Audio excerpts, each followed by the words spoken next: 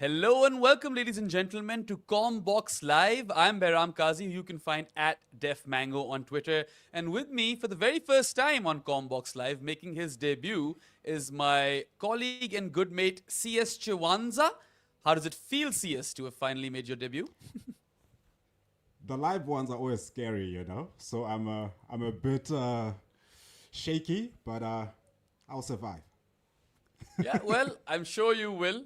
We've definitely recorded before for your channel, but this is the first time we're speaking on Commbox. Never even done anything on Good Areas, weirdly. But anyway, there was a lot of cricket, or quite not that much cricket, I suppose, because one of the games was washed out. We have to review all games. And before we actually get to the games that actually happened, let's talk about the washout. The Palekele rain has basically knocked Australia out of the T20 World Cup. Zimbabwe and Ireland have shared a point each, and Zimbabwe have qualified for the Super 8 stage for the very first time. CS, there's plenty of time to talk about Australia, but you are from Zimbabwe. This must mean a lot to Yes, you. sir. And I mean, this is a team which couldn't qualify for the previous T20 World Cup in 2024. They missed out versus Uganda in the qualifiers, and they did so well in 2022 when they defeated Pakistan in the Pak Bean Derby. And I mean, my mate Sikandar Razabat, I'm extremely happy for him. And Zimbabwe is such a fun team to kind of back, right? The chevrons bring a certain energy to the competition. I'm really happy for them. Tell us how you feel. I'm over the moon. I mean, look, as you said, I'm from Zim. People who know me as this South African writer, but I live in South Africa, but I'm from Zimbabwe. So it does mean a lot. I mean, the other day, I did a piece on Mzarabani. He's someone who's close to my heart. So for him and the other boys to qualify, it means a lot. We haven't had this much joy in cricket as Zimbabweans. Yeah, it must have been a while, right? Even though there was some success that Zimbabwe saw in the 90s, the 99 World Cup was a good one for them. And then, things kind of came crashing down. But this team in particular, there are a lot of experienced heads in there. Sikandar Razapat is aging like fine wine. The man keeps getting better and better, and he's a hot T20 cricket commodity. Blessing Muzarabani, as you mentioned, is everyone's favorite. The guy's 6'8", and we love to watch him bowl with a new ball. And I'm a big fan of Brad Evans as well. I've seen a lot of him lately, and I feel like he's a volatile player in the sense that either he's great or he completely kind of, goes for plenty of runs and stuff. Love Ngarava as well. Brian Bennett is a talented young cricketer. It's a really nice team, with some good balance. And I feel like, this is very, very well deserved, because I remember when Zimbabwe failed to qualify for the 2024 T20 World Cup, Sikandar Razabat sent out a tweet or something on social media expressing how gutted he was. Well, he'll be over the moon, and I've been seeing, some social media videos in which Zimbabwe are kind of flicking their sunglasses and stuff like that. Everyone loves that sort of stuff, man. It's very, very wholesome. And like from the bottom of my heart, congratulations to you and all Zimbabweans watching or listening to this. No, thank you very much. And it feels, I might be wrong, I might be the only one feeling it, but for me, it feels as if Zimbabwe is on a rebuilding thing. You mentioned the 90s when Andy Flower was just the main man and everyone just had to play sort of around him. But now, as you mentioned, you have Raza leading the side. Total jam. He was doing beautiful things here in the SA20. We enjoyed him. I love him. I love to write nice pieces about him myself. And Brad Evans, I think I might equate him to Edo Brandes. Edo Brandes could just knock you over on a good day, and he could go for runs on a bad day. So we have that also, and we also have Brian Bennett, my favorite. And of course, the lanky Muzarabani and everyone else, Ryan Bell coming in with his all-round skills and stuff like that. So it just feels like this is not the great Zimbabwean side, but it's a side that could lead to that. It's a renaissance for Zimbabwean cricket, in my opinion. I mean, I know I'll be backing the Chevrons in the Super 8s, and they've landed a tough group. They're going to be competing against India, their African neighbors, South Africa, and then, of course, the West Indies have been in some terrific form as well. So it's not going to get any easier from here. But I think that we can expect another win over here. They're more than capable of defeating at least two of those teams. Maybe not India, but I can see them, on a very, very good day trouble South Africa. And the West Indies game will be there for the taking if it's an off day for the West Indies and Zimbabwe play to their true potential. And they've still got the Sri Lanka game, which is total practice at this point. Like, that game doesn't mean anything. They've already qualified. I suppose, like, they've given the fans back at home something to cheer for. But really, this is a team which I think had underachieved in the last few years. Now we've finally seen them do something on the big stage. Yeah, it is. It's a team that has bits of talent, but I am biased when it comes to Zimbabwe-South Africa matches. You mentioned they can trouble South Africa, but it's a topic that troubles me because primarily, even though I'm Zimbabwean, I know many of the South African players, and so I'm more attached to them in that match. It's difficult, but I would put my money on South Africa, even though, as you say, they might trouble us. We might trouble us. It's a weird thing to It's a good position for you to be in, CS. I mean, win-win situation for you, I suppose. But look, the only way I can see Zimbabwe defeating some of these teams is if Blessing and Garava and Brad Evans come to the party. That pace attack is very, very underrated, and, they could trouble the best in the business. India is just too good a team that I feel like, that game might be out of question. But on a very good day, South Africa is someone or team they could challenge. I feel like the West Indies game will be really exciting. And you know what? Zimbabwe aren't heavy underdogs in that game, for me at least. Well, yeah, they are not. But then where I worry about Zimbabwe is, recently South Africa went to Zim and played in a tri-series with Namibia, and it was largely a young side, an untested side, and they defeated Zimbabwe's first team. So that's where I feel they might struggle against Aiden Markram and the rest of the guys. But West Indies is that side, isn't it? They are a side that can have a very good game. Okay, they can perform very poorly. They are just, you never know which West Indies side is going to pitch up. We used to say that about Pakistan, but it's now happening with the West Indies. You never know until they have bettered their innings which one is here. Yeah. No, absolutely agree with you over there. And I think we should move on from Zimbabwe now and talk a bit about Australia. Not many people, or perhaps no one, would have had a group stage exit for Australia on their T20 World Cup bingo cards. I definitely didn't predict it. I mean, when they had Hazelwood in the squad and presumably fit, I even said that they could potentially become champions. When they lost Hazelwood, I said Super 8s is probably where I see them, leaving the party. They've left the party far too early over here, and they only have themselves to blame. I know the injury list was massive, but when it comes down to it, they simply failed to adapt to these slow pitches and the conditions. And I mean, sure, Dew came around in the Sri Lanka game that played a part in, Australia losing, but they should have scored way more than 181. 200 would have been, or should have been, minimum for them. And, they still had a fair bit of batting. They selected the wrong guys. They dropped Renshaw after he scored runs. Steve Smith was called to Sri Lanka and then didn't even play in that game. Australia will be ruining those two defeats. And I mean, they've lost fair and square. They can't be mopey. I don't think they have anything to complain about over here because they've had injuries before and they've done well. So this was some very, very, abysmal sort of cricket that they've played over here. And they're deservedly knocked out in my eyes.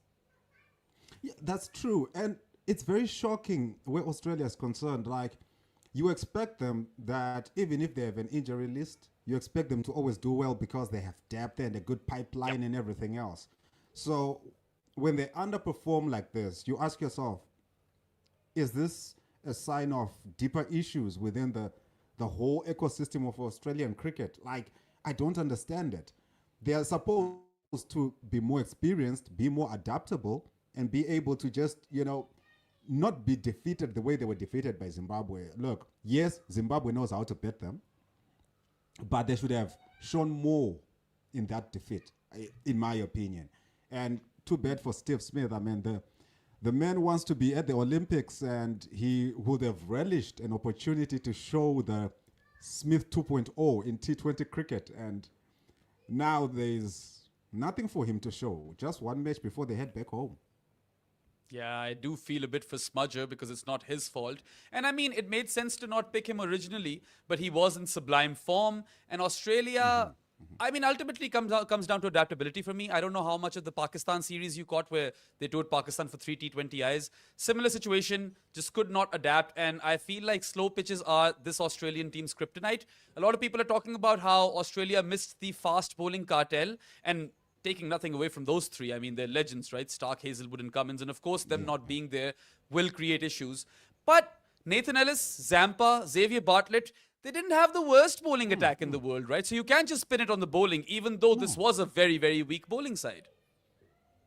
Yeah, I mean, look, you look at Zampa, Ellis, and the other guys, and you think these guys can compete. They have the experience, they have the ability, and then you flip that. You look at the batting order. You know, you have Head, you have all the other guys in there. You think they should, even if in losses, they should be doing much better than they have been doing. And I don't understand how people with the level of experience that they do fail in those situations to just adapt.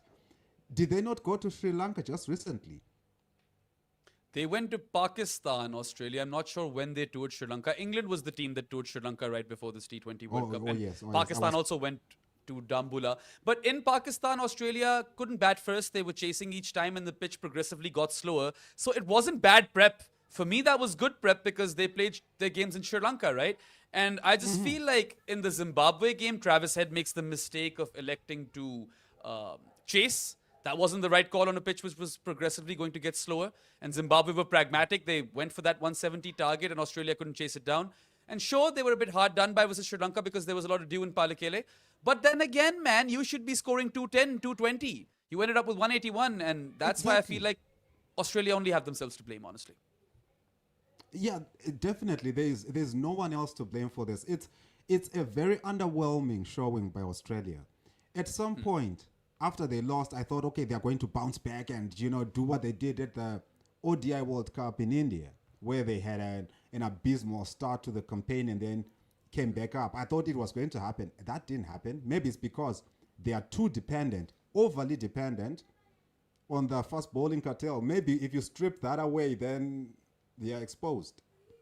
Sure. Again, like I said, the three of those guys, Stark, Hazelwood, Cummins not being there, would definitely create issues, and that's not ideal. But, Cam Green shat the bed royally. This guy didn't even come close to justifying his IPL price tag. Mitch Marsh played one game, and of course, injuries were an issue as well. Travis Head came good in one of those three games.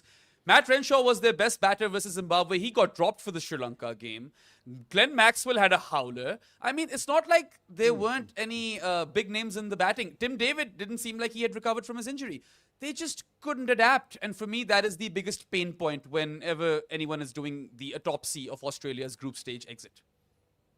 And to think that the other day we were talking about how Tim David has made himself more adaptable and he can now play against spin. We were just talking about that, raving about his development and growth as a player, but it's nowhere to be seen. And Yeah.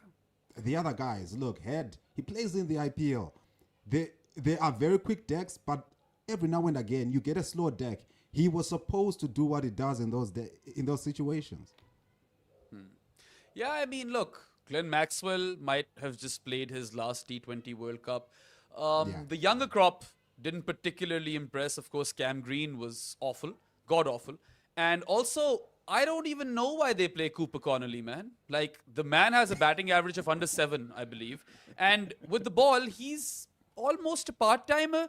And they played him ahead of Kuhneman in the Sri Lanka game. I think that might have been a slight mistake as well. I'm not saying Kuhneman is the best slow left armer in the world, but at least he's a frontline bowler, right? They couldn't get their combination sorted in time, and I feel like, they were just quite...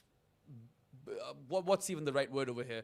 They were flabbergasted by the conditions and they did not know what to do with them. And that's what Akshu Dhavala is also saying in his super chat. Thank you, Akshu. He mentions how the fundamental issue for Australia seems to be that the power batting they built their side around fell totally flat in Sri Lankan conditions. I 100% agree with you, Akshu. Is Australia's problem the fact that when they lose Cummins, Stark, and Hazelwood, they don't know what to do. Is that a problem for them? Because you're mentioning Kuhneman, who could have played, but they didn't play him. And you're thinking, aren't you supposed to go horses for courses? Aren't you supposed to get the best person for the conditions and also come up with the best plans for the conditions? So is this a case where their bowling attack just falls apart when they don't have those three and they don't know what to do? And then the batters, I cannot say anything about them. Maxi is a top batter. Head is a top batter. Stoinis has been around the block with his batting. He knows how to bat in conditions. And CS, Stoinis was opening the bowling for Australia. He was their new ball bowler. That kind of puts everything into perspective. But then again, even if the cartel was missing, the batters failed to adapt. Even if you look at the bowling, sure, it's not as strong as other Australian teams of the past, but I mean, Nathan Ellis is a seasoned professional. He doesn't come off as they expect him to. Adam Zampa is one of the most underrated wrist spinners globally, and a lot relied on him. He doesn't come off properly. I think Xavier Bartlett isn't someone who's undercooked. He's played enough white ball cricket for Australia to feature in this T20 World Cup. It just doesn't come off for them at all, and they just looked pretty clueless, not knowing what to do in these sort of conditions. Okay, let's do this just to show how disorganized they were. You have Zimbabwe, right? Yeah. These guys, the best they have in people playing competitive T20 cricket is Raza in the IPL and SA20 and everywhere else around the world. And then Blessing Muzarabani, who had a spell with RCB. The rest of those guys are playing in Zim. It's not the most competitive circuit. It's not the most competitive tournament that they play in. But what they had was good plans, and they executed. So when you have a country that has the big bash and players who travel around the world playing in all these things, failing to have good plans and failing to execute, it says a lot. Yeah, I think if Sri Lanka wasn't the venue on which Australia were playing these games, they would have made it to the Super 8 round. It's just that when the ball isn't coming onto the bat, this team falls flat. Oh, that rhymed. Did not intend it to. All right, we've got a super chat from Subrat Sharma. He does not ask a question, so thank you for the money. And just going off of that little rhyme that I put out here, it is poetic that on the day that Zimbabwe qualify for the Super 8 stage for the very first time, we've got CS on the show. And he's a poet himself, guys. For those of you who don't know, go check out his poetry. No, I hung out those mics a long time ago. Anyway, I think that's pretty much all that there is to discuss with respect to both Zimbabwe and Australia. So congratulations to Zimbabwe fans and commiserations to the Australian ones. And someone needs to go and check up on Sam and Higo. What's going on at the Great Cricketer? I'd love to know. Anyway, there are two actual games to review. Yeah, what were you saying? He's fuming. Great Cricketer must be tearing his hair off right now. Yeah, well, this is the washed out game that we've just discussed because it's knocked Australia out of the T20 World Cup in the group stages. But there were two actual games that went down today, which we still have to review. But before that, we will be taking a short break. You guys are watching Commbox Live with Behram and CS for the very first time. So go nowhere. We will be back very, very shortly. We love the game, but we love the stories. Fans have stories. Former players have stories. Journalists have stories as well. Commbox brings them all together. The game lives on.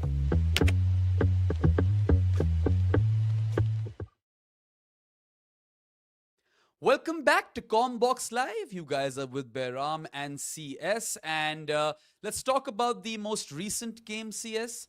Nepal won a T20 World Cup game, and that too in some fine fashion. They defeated Scotland by 7 wickets and 4 balls to spare. And that man, Dipendra Singh Airy, what a guy. Power hitter supremo, bowls handy spin as well. He scores an unbeaten 50 off 23 balls, takes his team home, and earlier in the day, he had bowled 3 power play overs as well, conceding 23 runs. He was their best player in the previous game as well, with an economical spell and another 50, so it's back-to-back 50s for Dipendra Singh Airy, and he's also bagged a franchise gig with Islamabad United in the PSL, so it's a good time to be Dipendra Singh Airy, who also, for those of you who don't know, holds a record in cricket that shall never be broken. He has scored the fastest 50 in T20 international cricket of 9 deliveries. It is not possible to score a half century of 8 deliveries. So that's one record that will never be broken. How do you see this win for Nepal? Because they've got such a passionate fan base. I love to watch them celebrate. Whenever there's any home cricket in Nepal, they flock the stadium as well. And you know what? Like, this is a team that I feel had they gotten more exposure over the years, they would have drastically improved even further. But they'll take what they got, and this is a very, very memorable win for them at the Wankhede. Look, I don't know about everyone else who was watching that game, but I was on the edge of my seat, literally. Like, when that 4 was hit, and was it Manzi, the Scottish fielder, who then grazed the rope, and then it was game done. Yep. It was such electrifying. I'm telling you, I lived the final 4 overs, like, with everyone who went to watch that game. It was so entertaining. You know what? A lot of other people will say, associates, whatever. That's high quality cricket, man. Absolutely, man. And you know, one thing that I've really been happy about is the crowds. We've seen some insane crowds in big-ass stadiums for neutral games, you know. So shout out to all of those Indian people who've gone out to support all the cricket. It's a really, really great look for our sport.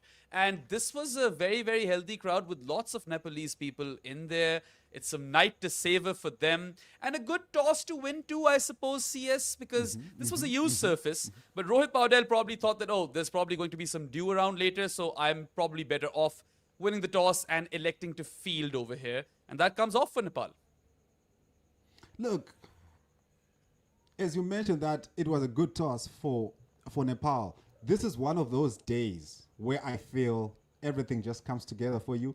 You know, you haven't planned it, you hope it happens, and everything just comes together. Your top player gets a beautiful 50, a match-winning one. Look, what more do you want? What more can you ask for? I saw someone in the comments saying this could have been a Super 8 match. I will repeat that. This was a very good one. I've seen more boring matches from the top teams, as they are called. Absolutely, man. We've seen some brilliant cricket from associate teams, and that only echoes the sentiment louder that these teams deserve more exposure. I've often thrown around the idea that whenever you're having a bilateral series in T20s, just throw in another associate team in there and have a tri-series. Pakistan did it recently with the UAE and Afghanistan. I feel like that would perhaps give these teams more exposure because they're showing you that they can achieve more, right? Nepal nearly defeated England. Then they had 2 stinkers, and then finally they defeated Scotland in terrific fashion. And I mean, I'm always happy when Dipendra Singh Airy does well. He did have a day today. But also, what a very, very poor fielding game this was, CS. Scotland have been one of the best fielding sides in this tournament. Even they dropped 3 catches, right? Brad Curry dropped Bhurtel off his own bowling on 2. Then the keeper, Matt Cross, he drops 2 catches. Asif Sheikh on 22 and Rohit Paudel on 0, both down the leg side. And you just don't expect that from Scotland because in the first few games that they played, they were nearly spotless in the field. One of the best fielding sides, and it kind of came down crumbling for them in the end. Let me wear my Rob Barron hat for a second and say you need to have proper wicket keepers. Always. And proper wicket keepers do not drop catches. You are not allowed to drop catches as a wicket keeper. I mean, that's all you're good for. The batting is good, but as a wicket keeper, you need to be... I don't care how hard it is. A proper wicket keeper knows how to get catches, man. I can't stand it when it happens. I don't care who does it. I can't stand wicket keepers who drop catches. The only slack that I'll cut Cross over here is that both those are down the leg side and perhaps he was blinded. But then other keepers take these catches, right? At this level especially. So I don't think there are any excuses. And it's unfortunate that fielding has cost Scotland in a game because obviously had they taken those chances, they could have exerted more pressure. I mean, that first cotton bowled, Bhurtel was on 2. That guy ends up scoring like 43 or something, right? Like, had they gotten early wickets in the power play, things could have been different. But it's not like Scotland were the only team making mistakes in the field. If anything, Nepal were probably worse. And the most hilarious moment in that entire innings was when Jora, I think that's his name, he drops Brandon McMullen on 15 and then he celebrates as if he's caught that catch. And we're all thinking, hasn't he dropped that? Wait, what the hell is happening over here? What are you doing? How'd you celebrate? He celebrated harder when he dropped the catch as opposed to when he ultimately caught one. CS.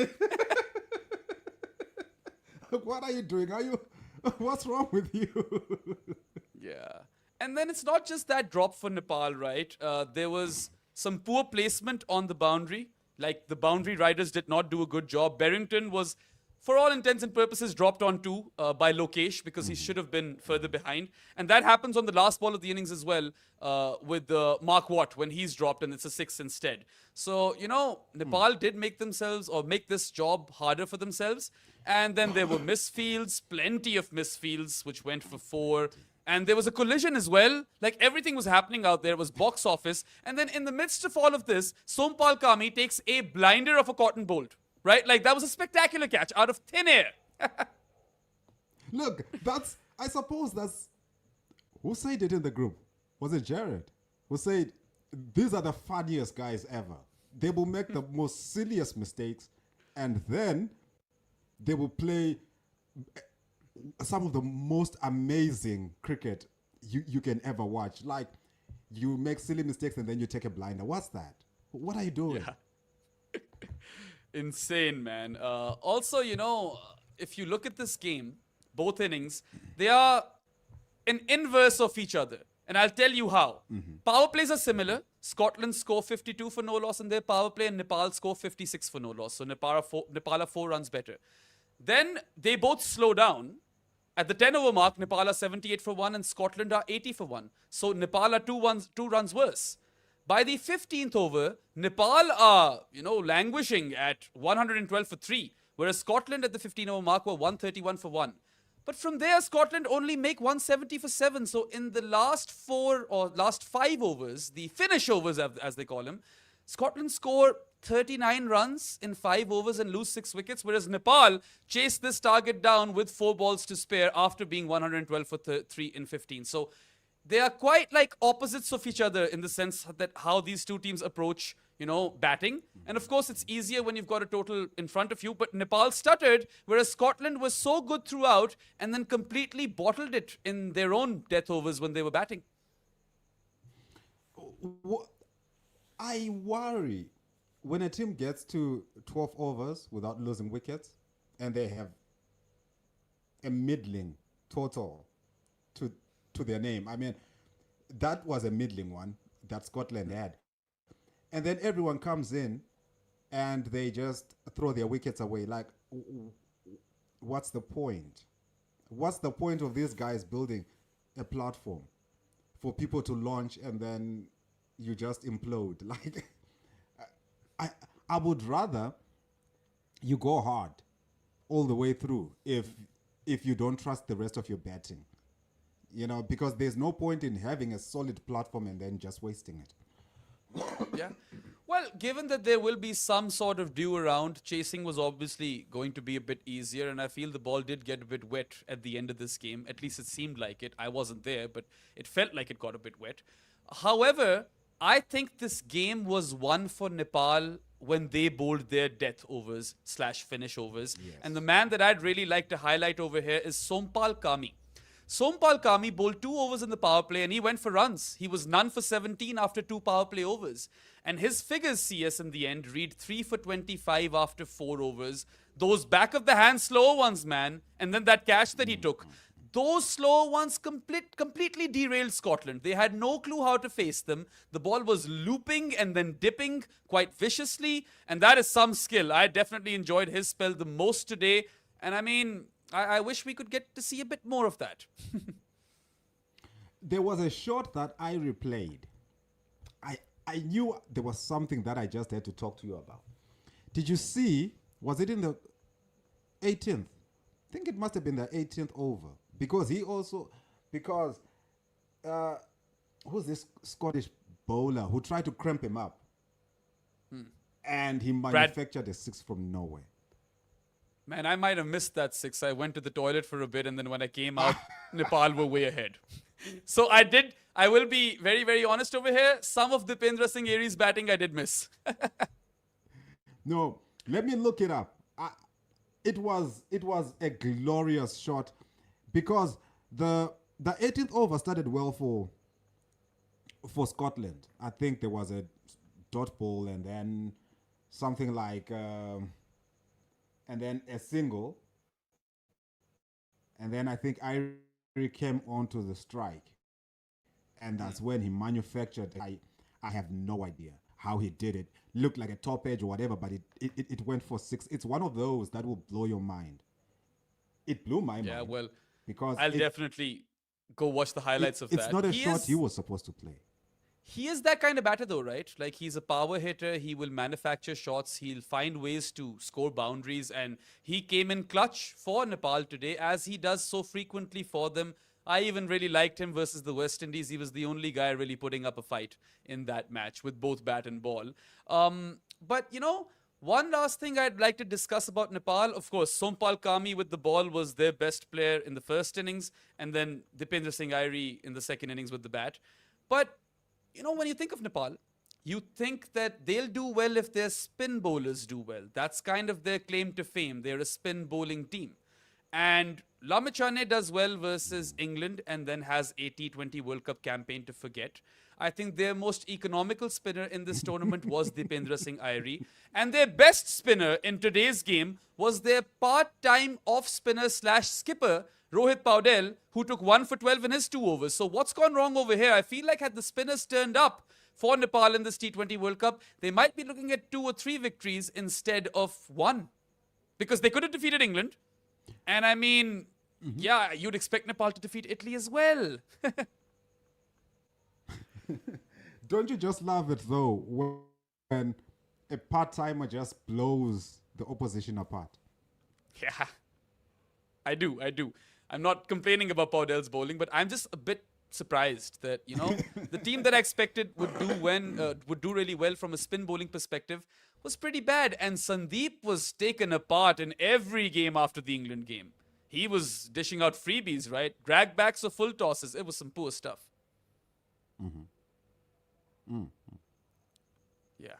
Anyway. Sandeep, I don't know. Maybe I expect too much from him. Maybe I expect too much from Sandeep. I don't know, but he's not doing things that I expect from him. He's this guy whom I want to do so well. Okay, not as much as before, but when I watch him, I think this guy should be doing more. To be honest with you, I do kind of take some joy when he's getting smacked around. And we're not going to get into all of that. But before we move on to the next game, I do want to discuss some Scotland things over here, right? They weren't supposed to be at this World Cup, but they did find themselves over here. They go back winless, so it's not a very memorable campaign for them. Of course, they didn't have much time to practice and assemble as a unit before they were invited to play this T20 World Cup. Weirdly enough, one of their most successful bowlers was Michael Leask, and he ends up with 3 for 30 today as well. In fact, he was going brilliantly. He's the reason why Scotland even came back into this, game in the second innings, and then his last over goes for plenty, which ruins his figures, but 3 for 30 is still great, right? Tell me though, Brandon McMullen does a job for them in the power play. He usually bowls 2 to 3 overs in the power play. Today, he goes for 5 runs in his first over, which is the first over of the chase. And then he never features again in the power play. I think that's a tactical error because Richie Barrington just continues to shuffle his bowlers in the power play. And I don't think that's really good as far as momentum is concerned for those bowlers who were bowling. You break up their spells, right? Not a fan. Yeah. It's a popular thing, particularly here in South Africa, where a captain will just cycle through all the bowlers in the power play because they don't want batters to line up the bowlers. But sometimes when someone delivers an over like McMullen's over, you give them a second one. If they do it again, you give them a third. Yeah, surely. I mean, I thought Brandon McMullen should have been given more overs. Also, I have made a mistake over here because Scotland did defeat Italy. So they're not going winless. I'm sorry, guys. They're like triple headers every day, so I'm bound to forget some stuff. I mean, not the best campaign for them, but they were in the game versus England and they were in the game versus the West Indies. It's just that, the lack of experience of being in those situations probably cost this team because they are talented. I think the Scottish batting lineup is quite a formidable one. They've got some really good batters. It's just that with the ball, they've got the same bowler packaged in different skins. Everyone does the same thing with either right or left hand. It's weird, man. Like, you can't even tell which of these guys are cutter bowlers, spinners, or right arm medium paces. That's the problem with Scotland, that everyone is the same. Yeah. They are duplicates. They are really. My problem, my sore spot, it's not a problem, but it's a sore spot for me, is I want Mark Watt to do well. I just love him. I don't know why. I just love him. So each time I watch him bowl, I want him to do some crazy things, deliver from 30 meters away from the line or whatever it is. I want him to do well, but today he got hammered. Yeah, he got hammered in the previous game as well. They still continued to bowl him, which I found quite odd, even though you have Oliver Davidson, who I was quite impressed by. He's young, he can bat as well, or at least hold a bat. He could be someone they develop for the future. But I suppose the best story today from a Scottish perspective was Michael Jones, the opening batter, right-hand opening batter. He scored a 31-ball 50, and he ended up with 71 of 45. It was a delightful knock. It is a shame that despite his 71 of 45, the rest of the team was only able to add, how many is it, 99 runs in 75 deliveries? That's not particularly good, so he's kind of let down by his mates over there. But he played a very, very smart innings, CS. I caught all of it. And he was cashing in on width. He was very proactive versus the spinners. I was quite impressed because you think of Munsey and McMullen and Berrington, when you think of Scottish batters. Michael Jones isn't the name that comes to your mind first up. And he definitely staked his claim over here today at the Wankhede.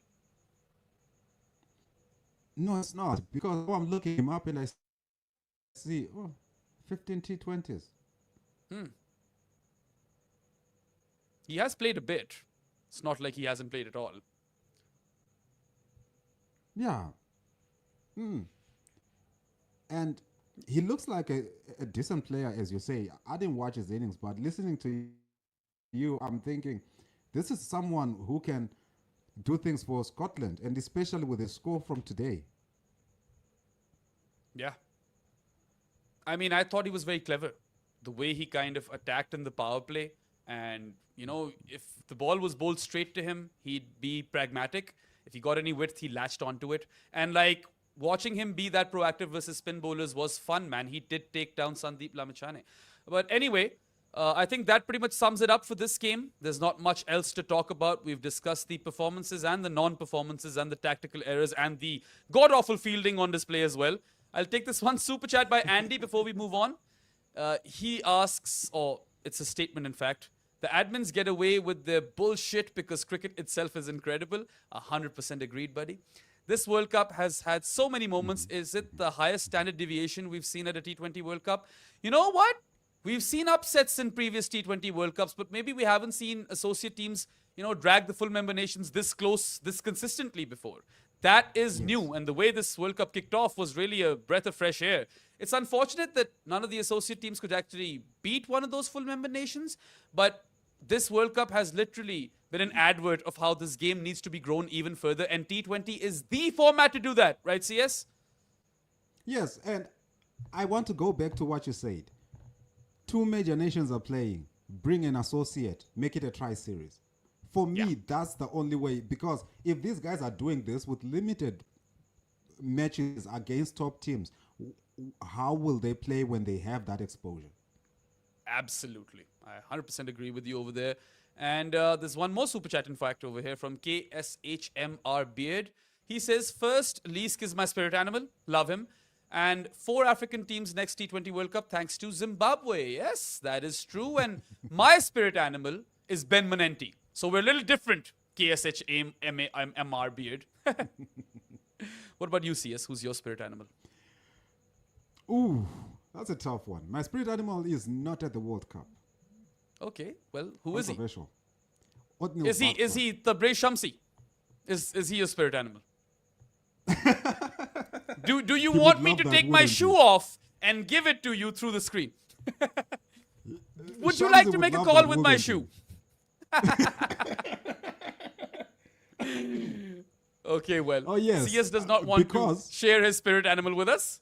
No. I said it's Otniel Bartman, South Africa's best death bowler who is not at the World Cup. Yeah, I mean, Dale Steyn was quite critical of that non-selection. If I'm not wrong, did Othniel Bartman bag a PSL contract? I think he did, right? I'm not sure. I haven't been online a lot, so I might have missed it, but I would be very happy if he did. Yeah, I'm pretty sure someone snapped him up, and he deserves to be snapped up because he had one hell of an SA20. Anyway, Yes, that's definitely. it for Let's the Nepal versus Scotland game. We have one more game to discuss, but before that, we shall be taking a short break. You guys are watching Commbox Live with Behram and CS, and go nowhere because we will be back in like half a minute. Cricket fans are smarter than ever before. But what they're offered is clickbait, lazy punditry, and SEO noise. Commbox is for people who actually love the game. Smarter analysis, real conversations. Commbox, the game lives on.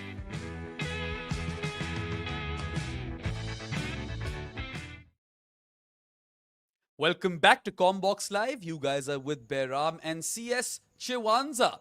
We have one game left to review. It is probably the worst game of the day. I take Nepal versus Scotland, then the washout, and then New Zealand's 8-wicket win versus Canada with 29 balls to spare at Chepauk. It was a flat deck CS. Of course, Canada are an associate team and probably only better than Oman in this competition that we've seen, which is ongoing. They won the toss, Canada, and Dilpreet Bajwa, he opted to bat first, which is surprising to me because associate teams usually like to bowl first versus the full member nations. I like that bit, but after being 50 for no loss after the power play, right? That's where Canada stood in 6 overs. I think they could have scored more than what they ultimately scored, which was like 173 odd. But boy, oh boy, we saw the second centurion of this T20 World Cup, young southpaw, 19-year-old Canadian opening batter Yuvra Samra. And he is named after Yuvraj Singh. He would have definitely done his namesake proud today because he delivered a special performance at the biggest stage of them all, right? Like 36 ball 50 and then doubles up even quicker. He gets to his 158 deliveries and he ends up with 110 of 65. He has some of those offside shots which look quite similar to Yuvraj Singh as well. And I mean, maiden T20I 100 for him and the top score at this T20 World Cup. Surely Yuvra Samra is the story of that game, even if New Zealand, batter Canada. Can't we say he's the story of the day? I think Nepal might be the story of the day because they win a really good game and Australia getting knocked out is the headline. No, but this guy is 19, man. Yes, he's a baby. This guy, if we're in 2026 right now, and assuming he turned 19 in 2025, because I don't have his birthday handy, right? He was born in 2006. 2006 is not even like... Yuvraj Singh won that NatWest Trophy game before 2006. It's insane, but... I mean, you know how he's also a left-handed bat. Yuvraj is also... Look, I just checked. He was born in September 2006. I mean, what more do you want? Yes, Nepal won a good one, a very entertaining one. They showed a lot of class. Irie was brilliant. But even if this is Canada, 19-year-old from Canada against New Zealand. Hey, I'm from Canada, CS. What are you saying? Exactly. I wanted you to get there. Look, the setup in Canada isn't great, but this kid's from Brampton, and if there's one place in the greater Toronto area where they play a lot of cricket, it's Brampton. A massive diaspora population over there. And Yuvraj Samra, I mean, he would have grown up on stories of Yuvraj Singh in the very first edition of the T20 World Cup, back when it was called the World T20. Yuvraj Singh makes headlines for smashing Stuart Broad for 6 sixes in an over. And here we are, 18 years later. That happened when young Yuvraj Samra was an infant, maybe not even a year old, or just about a year old. Yeah, so 18 years later, he smashes that 58 ball ton, 110 of 65. Literally, he's the story. And yeah, I loved his stroke play. He is quite an aggressive bat. I do wish that Canada had gone a bit harder even after the power play. They do lose a bit of momentum. But I'm a sucker for left-handed batters and left-handed bowlers. So give me all of them And this kid, I really hope this knock opens up other avenues for him, and it's just the start of what maybe could be an illustrious career. Yeah, I hope so too, because I want to see youngsters like this. You know, they do this on a world stage. They show what they're able to do. And especially if they are from associate nations. What I then want is for people to stop looking at the nation and looking at the player and what they can do. And then, you know, a franchise circuit just comes through. That's also another way for the game to grow. So I really hope doors are open for him. I don't know where the GLT20 is at, because sometimes it's on, sometimes it's off. But we've seen how UAE players have benefited from the ILT20, right? I really hope that something happens for these Canadian players as well, because obviously wherever there is a subcontinent diaspora, cricket will be played. So it probably comes down to how, you know, it's Canada, it's cold all the time, so you can only probably play cricket for 4 to 5 months. And then secondly, I would be very, very surprised if all of these Canadian boys have state-of-the-art facilities and, you know, places where they can train and play. I think that is the major gulf when it comes to Canada, which is why we've seen the USA even perform better than them in recent times, right? Like, Canada were only better than Oman for me in this T20 World Cup, because Oman lost half their team because of pay disputes. And that's another story altogether. But now that we've seen this young kid, Yuvra Samra, come up the ranks and do something special at the global stage, perhaps, you know, some of those, I don't know, lesser leagues. I don't want to call them lesser leagues, man. For me, everyone's like not lesser, but not so highly lucrative gigs at least come his way, because there's a plethora of T20 franchise cricket across the globe, and surely someone's eye would have been caught by this 19-year-old. And I mean, he's a left-handed bat, man. I don't know if that means something to anyone else other than myself, but it definitely means something to me. It means something to me. That's why I'm a big fan of.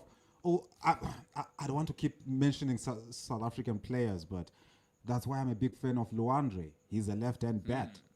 You see, left-handers, there is poetry in their stroke play. Yeah. I mean, there's another South African in David Miller. And these days, Ryan Rickleton is doing all right, right? I mean, you'd be pretty happy with his performances. He's lucky to be here because originally he wasn't picked for the T20 World Cup, and then he started to top score at the SA20. For me, he is this... so it's funny. He bats quite similarly to Quinton de Kock, and he looks like a younger version of Woody Harrelson. It's weird. And he can keep wicket. He looks like Woody Harrelson, Ryan Rickleton, and Tristan Stubbs looks like a younger version of Hugo Weaving. So they've got too many doppelgangers going on in South African cricket these days. I've never looked at that. But now you've planted seeds in my head. Okay. Anyway, so Canada started off well. Yes. Yeah, you were saying? Finish your thought. No. I wanted to steer you back to the match. Yeah. No, I was steering myself back to the match as well, because these tangents really, take the conversation elsewhere. But I'll never not go there, because that's who I am. Anyway, so Canada were 50 for no loss after the power play. They should have scored more than 173, because New Zealand are also a batting heavy team, right? We know that about them.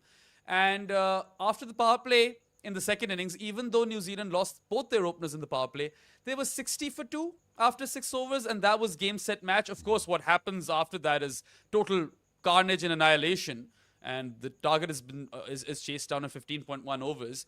But, I mean, I was waiting for the day Glenn Phillips turned up at this T20 World Cup. He was in terrific form versus India prior to this T20 World Cup. And today, he was everywhere. Like, he featured in all 3 facets of the game, man.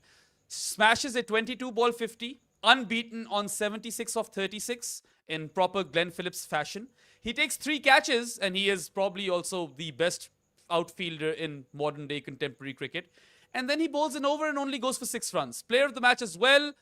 And I mean, Glenn Phillips is just like, he's a drug, and I love to consume him. I'm an addict, CS, and my preferred drug is Glenn Phillips. I wanted, before you mentioned that is a drug, I wanted to ask you who your best New Zealand player is and why it's Glenn Phillips. Yeah, easily. And I mean, even when he doesn't contribute, he contributes, right? That's the thing. Glenn Phillips is, I don't know how to describe him, but he's that player who makes things happen. He's a firebrand. He does things that look impossible. I love him for that. And I don't think New Zealand has had someone like this. They've had great batters, yes, great bowlers, yes, but Phillips just walks his own path. It's a fine line that no one can get to. I mean, the only other guy who made me feel this way from New Zealand was Brendan McCullum.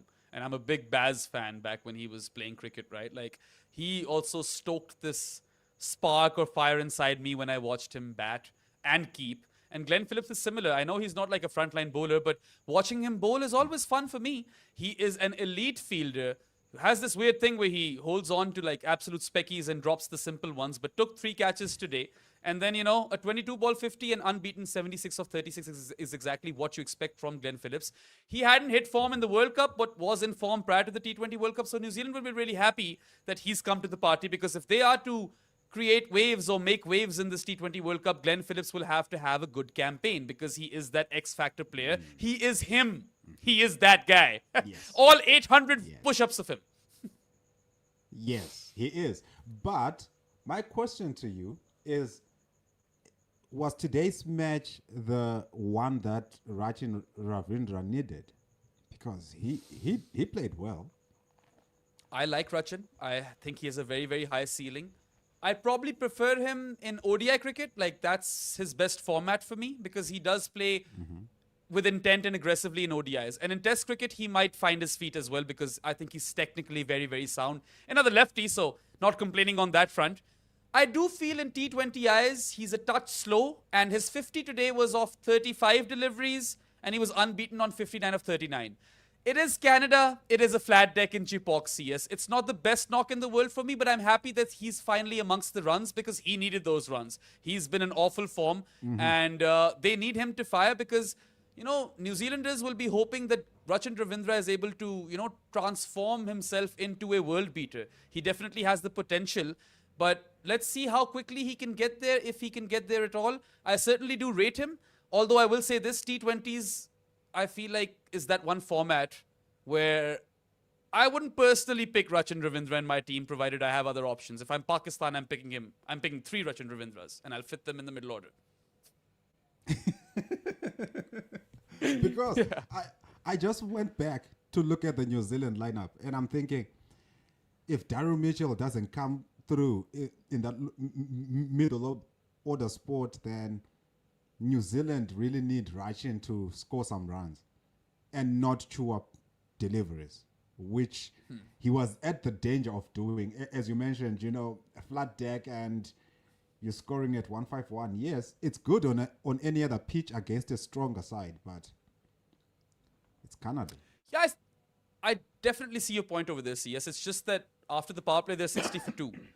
They don't particularly need to accelerate a lot after that, right? Like, it's fairly easy, and the target is within sights. You don't have a quality bowling attack in front of you, and the pitch is flat. So I feel like even if Rachin hadn't scored this unbeaten 59 of 39, New Zealand would have gotten there eventually. But let's not forget, this was a depleted New Zealand team, because Lockie Ferguson, congratulations to him on the birth of his child. He has returned home just for this game. He'll be back for the Super 8s. So he was replaced by Jameson. Jameson goes for plenty. And then Santner apparently had a dodgy burger, according to stand-in captain Daryl Mitchell. So he wasn't available for this one. And Cole McConkey isn't probably going to feature again, right? Like, I don't think that's going to happen. So 2 of those players will return, Lockie and Santner. But there is one weak link, CS, because New Zealand have lost Michael Bracewell to injury as well.